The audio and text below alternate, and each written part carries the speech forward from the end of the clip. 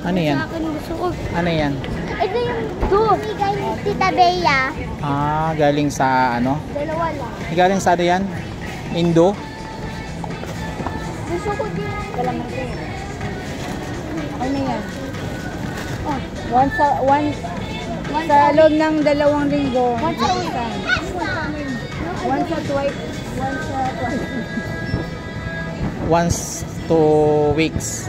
Ano ba yan? Twice a month lang. Twice a month. Ayan. Nadali din.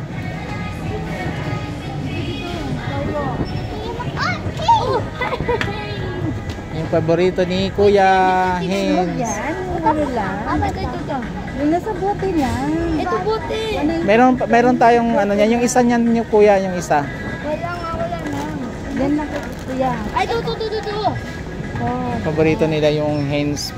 Yan. Yan yung na bagong tomato pack ketchup. nila. Ito Bago. Ito yung mga bread, kalaman, alpame. Nax.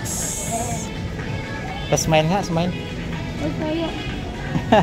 Yung show your teeth. Toyo.